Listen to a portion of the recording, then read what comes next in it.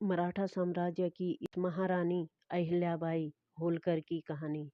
अहिल्याबाई होलकर क्यों हिंदुओं के लिए बन गई थी आराध्या? आइए जानते हैं अहिल्याबाई के। एक बार अहिल्याबाई के पुत्र मालेजी राव जिस जगह से निकले थे उसी रास्ते से कुछ देर बाद अहिल्याबाई निकली। उन्होंने देखा कि एक गाय अपने मृत बछड़े के पास बैठी हुई है। लोगों के हटाने के बाद भी वह गाय वहां से नहीं हट रही है। यह देखते ही अहिल्याबाई का दिल बैठा जा रहा था। उन्होंने रथ रुकवाया और घटनाक्रम की जानकारी ली। उन्होंने सैनिकों को आदेश दिया कि गाय के बछड़े को मारने वाले का पता लगाया जाए। छानबीन करने के बाद पता चला कि गाय के बछड़े की मौत उनके बेटे के ही कारण हुई है।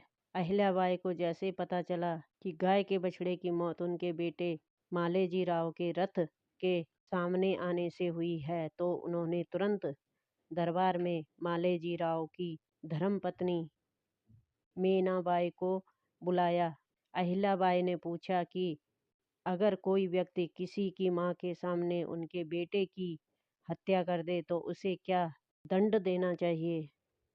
मालेजी राव की पत्नी ने जवाब दिया कि उसे मृत्यु दंड देना चाहिए। तभी अहिल्याबाई ने आदेश दिया कि बेटे मालेजी राव के हाथ पैर बांध दिए जाए और उसे उसी जगह और उसी तरह मृत्यु दंड दिया जाएगा जिस तरह गाय के बछड़े की मृत्यु हुई थी। बेटे मालेजी राव को कुचलने का आदेश सुनते ही दरबार के सभी लोग हैरान रह गए। रानी अहिल्याबाई होलकर गाय को न्याय देने के लिए रथ से बेटे को कुचलने के लिए तैयार होने लगी, लेकिन इस दौरान कोई भी रथ चलाने के लिए सारथी बनने को तैयार नहीं हुआ। रानी ने कुछ देर तो इंतजार किया, इसके बाद खुद ही रथ की कमान अपने हाथों में ले ली। जैसे ही अहिल्याबाई रथ लेकर आगे बढ़ने लगी, जिसका बछड़ा मरा था वह गाय रथ के सामने आकर खड़ी हो गई। अहिल्याबाई ने सैनिकों को गाय हटाने का आदेश दिया, परंतु काफी प्रयास करने के बाद गाय को हटाया जाता, लेकिन वह फिर से रथ के सामने आकर खड़ी हो जाती।